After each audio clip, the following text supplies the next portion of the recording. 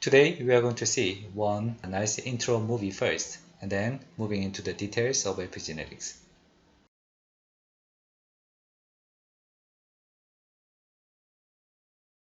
Meet Lucky Lyle and Trouble Tim. Now you might think they look a lot alike. That's because they're identical twins. But imagine them being raised in completely different environments. As adults, they turn out very differently.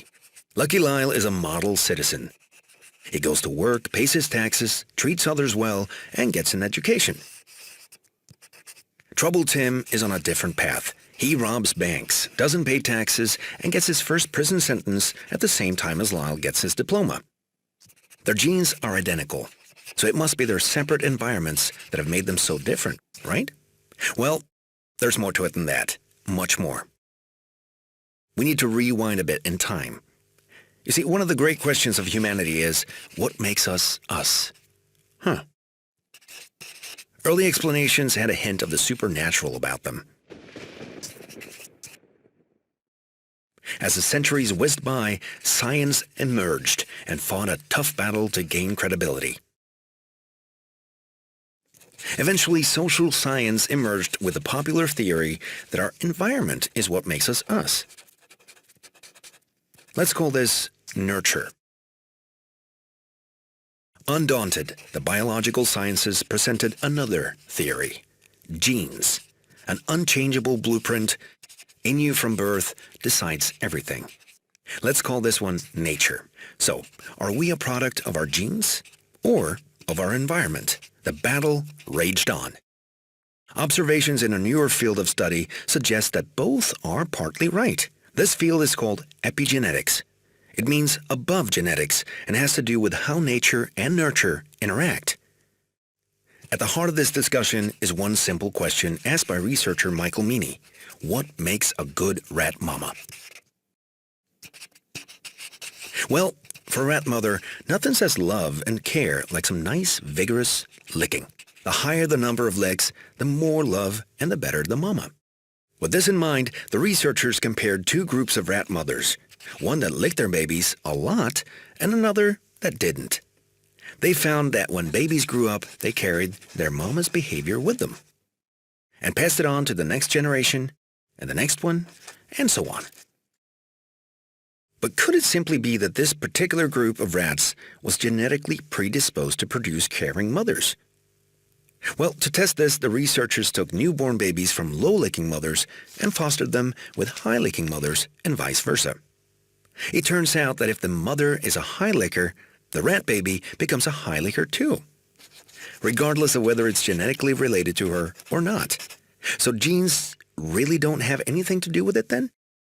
In true scientific fashion, the researchers dove right into the brains of these rats to see what, if anything, was different in the brains of the babies of high-licking versus low-licking mothers. When they looked at genes that possibly play a role in motherly care, they found crucial differences. Newborn rat babies have clusters of molecules called methyl groups attached to these genes. These methyl groups silence the gene, effectively switching it off. The researchers discovered that while the methyl groups in rats from low-licking mothers were still attached, in the rats from high-licking mothers, these methyl groups had disappeared. This was also true for the rats that had been adopted by high-licking rat mothers. The care these rats received from their mothers actually physically altered their genetic expression. How about it? Did you get a good idea what epigenetics means? To summarize epigenetics, let's compare with the Mendelian genetics. Mendel started that conventional genetics are the basic principle. So in his definition, let's say phenotype and genotype is very closely related. If you see any kind of phenotypic change, then that means somehow genotype is also changed. And genotype is digital information. That's why that change means somehow the sequence of gene is changed. Those sequence change we call mutation. So this is the basis of conventional or Mendelian genetics. Now we are in a new situation that the phenotype is changed, but that change is not reflected in genotype. Then Using conventional genetics, we cannot explain this new situation. So now we have the view of genetics. That new the genetics we call epigenetics. Epi means above. So that means above conventional genetics, we need to have a different explanation, different understanding. So that's epigenetics. To move on, let's think about the genetic or the expression structure. When the gene is expressed, first of all, there is DNA binding domain should come first, and then bind this area, so-called promoter area. And then this recruit the activation domains, including RNA polymerases. But this is a very, very simplified version of the gene expression. Once this binding happens, then we said gene expression started. The real situation is very, very complicated, something like this. Now, first of all, you can see here, this is a Tata box. This is a part of a promoter sequence. Not only this promoter sequence, we have another enhancer sequence or silencer sequence. And in the previous pictures, we showed only one activator, but it can be multiple activators. And sometimes not only activators, controlling repressor can bind here too. Then activator-repressor balance is important, whether to start or not to start of gene expression. And eventually everything is balanced out. Now DNA polymerase can start that gene expressions. That means in this genetic sequence, nothing is changed. Still, they can affect whether the gene can be expressed or not. In the previous movie, there was some small clues. Methylation on DNAs. If a methylation happens, somehow it can suppress gene expressions. Some clues there. Now let's look at DNA structure. DNA is composed of A, T, C, G, and RNA has a very similar structure, but T and U is the difference. Watson and Crick, the hydrogen bonding site is exactly the same. Only difference here is one extra methyl group in T, not in U. Now, another methylation for epigenetics happens on C, cytosine. Now if you look at this structure, cytosine 5 position is methylated here. Now the relationship between this methylated cytosine to natural cytosine is very similar to T to U, isn't it? If you look at the Watson and Crick base pairing, C and G is interacting through 3 hydrogen bonding here. And methylation position, do you remember on C? That position should be here. Then if methylation happens here, is that in the site of minor growth or major growth? Can you recognize? Ribose is connected here. Then, yes, this is minor growth and this is a major growth. Do you remember? So that means even methylation happens here. The methylation site is located to the open space here. It does not interfere with the Watson and Crick base pairing. That's the important part. We have 4 base pairs, ATCG. If every C can be methylated, average percentage can be about 25%. Then maybe the regulating role of methylation may be a little difficult to utilize. So the methylation can happen only on the sequence of CG. It may be a little difficult to pronounce as a CG, so that's why utilizing one phosphate bond in between, we call this linkage as CPG. And this CPG, if you think about the opposite complementary sequence, if you read it this way, CPG, and then complementary sequence also come as a CPG, so this kind of relationship we call is a palindromic sequences. Be careful, CPG and GPC is not same, you understand? If it is only one sequence as CPG, how many percent we can expect this sequence to come up? The total combination can be 4 by 4, it's a 16 combination.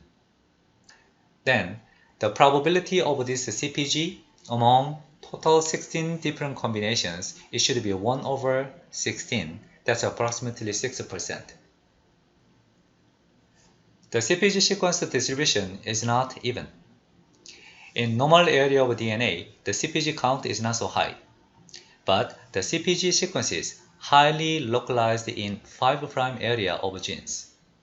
5' is upstream of gene. That means when this CPG is methylated, then the gene expression can be suppressed. That also means that this 5' is quite important to decide the gene expression regulations. So that's why if DNA is methylated, the general phenomena is the transcription is suppressed. So that's what we call transcriptional silencing. It may have a lot of implications, and some of them can be tissue-specific gene expressions, and X inactivation, and genomic imprinting. Let's look at the first case of a tissue-specific gene expression. We have studied about transcriptome. Every cell in our body has exactly the same genome in principle, but different tissue has a different expression of those genes. Human genome has a little more than 20,000 different genes, right? Then we can think the scenario, in the beginning, we expressed all the genes. And when we started our life, we were one fertilized egg cells. And then dividing those cells and make more part of those body, and then some part of the body should have specific functions and specific roles. Then one mechanism to control those selectivity, maybe we can block out some part of those genes by methylations. Then different cells in different tissues, still they have exactly the same sequence of ATCG. That means the genome sequence is still exactly the same. Only some part of those cytosine can be methylated, then those genes cannot be expressed. That's how different tissue can make a different set of mRNA. And from different mRNA, we can make a cDNA. Those cDNA library, they are tissue-specific collections of expressing gene sets. And that's why this transcriptome, in other terms, we can call epigenome. Even identical twins who has exactly same genomic sequences, if their DNA methylation pattern is different, the expression pattern can be changed. That was the example we have seen in the movie. If you look at the tissue-specific gene expression, we can find that different tissues has a different pattern of methylations. In this picture, this is a different tissues, and then yellow color is unmethylated, and blue color is methylated. Maybe early stage we have a lot of genes are yellow, that means a lot of genes are expressed. When our body is developed further and further, now we can see a lot of blue regions coming up. That means block by block, those genes can be removed from gene expression and only express the sum of those yellow color area. Those can specify the property of each tissues. Here we can see some area of genes is always turned on from the early days and to the end days. Now these genes can be maybe very basic functions, maybe housekeeping genes.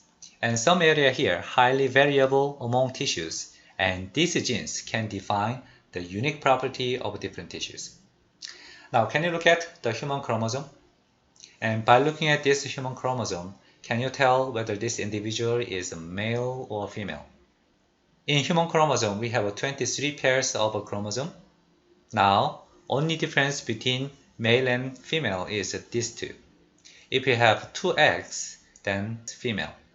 And if you have one X and one Y, it makes male. Then this individual should be male, isn't it? The size of X chromosome is much bigger than Y chromosome.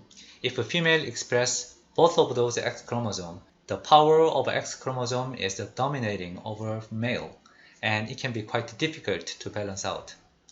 That's why in female case, even though they have two X chromosome, interestingly, one of those X chromosome is inactivated by so-called X inactivation. And female has two X chromosome in every cells, but one of those X chromosome can be condensed and deactivated. The key mechanism of this deactivation is done by DNA methylations. If you look at any female cells, they should have two copies of X chromosome, but one is condensed form and inactivated form. Only the other one is normal and activated forms. Maybe the next question is, which one is inactivated? Seems like very interestingly, it's a random choice. So depending on those different tissue or different cell, they choose randomly one X chromosome, it doesn't matter from mother side or father side, inactivate one of them. And the genetic impact from father side and mother side, at least for X chromosome, is averaged out. Now let's look at the DNA methylation pattern change over whole life cycle. When a sperm cell meets egg cell, it forms one fertilized egg cells. This is our starting point of our life. Then the cells are dividing and it reaches in blastocyst stages. During this process, most of those DNA methylation pattern is removed. That means in blastocyst stages, as most of the genes are activated, almost every genes make proteins. Then when it is differentiated into different tissues, now different tissue start to have a unique methylation pattern and then make unique property of different tissues. Small population of cells are reserved for next generations to make sperm cell or oocytes. Now during this process, they have very unique methylation pattern is rebuilt in these stages. When they meet to make a next generation of fertilized egg cells, now they have a quite a unique methylation pattern depending on whether the genes are from sperm or from oocyte. Most of those DNA methylation pattern is removed during this development, but interestingly, some genes they stay in their methylation pattern and even they can be transferred to the next generation, to the sperm cells and oocyte. Let's think about this strange phenomena. In Mendelian genetics, if we have a gene A and B, now A and B from sperm cell and from egg cells, they meet together and they can distribute evenly of those AB gene into next generations, either male baby or female baby. In this case, the sperm cell, let's say, they carries B gene with methylation, and egg cell, they carries A gene with methylations. And when they make a male baby can make sperm, and female baby make egg cell. Now, sperm cells, all the sperm cells, the gene methylation pattern is following exactly the fathers. It ignores the methylation pattern of mothers. So that means even though those gene distribution, genetic sequence distribution is following Mendelian rules, but those methylation pattern is follows only the fathers, in this case for B gene. For egg cells, it follows mother's pattern. That means this A gene's methylation pattern is transferred only to female from mother to daughter direction, and then B gene methylation pattern follows from father to son directions. And this phenomena is called as a genomic imprinting, and this is utilized as the evidence of competition between sexes. Now let's think about the chemical method how to determine the methylation site of a cytosine. Interesting chemistry has been developed for this, utilizing bisulfite. If you add bisulfite to the cytosine, bisulfite can introduce this sulfate group to the cytosine, and eventually it can change cytosine into uracil. Now, if the methylation happens here, this reaction becomes much slower, so methylated site can be protected from these bisulfite reactions. So that means if you have two different sites, methylated cytosine versus unmethylated cytosine, then if you treat with bisulfite, all the cytosine can be changed into uracil, and methylated site can stay as a cytosine. Now, if you have one specifically interested gene, you can clone that gene's 5' area. Then, that 5' area has a lot of CPG collected together. Those are what we call CPG island, right? And then, those island, you treat with the bisulfite.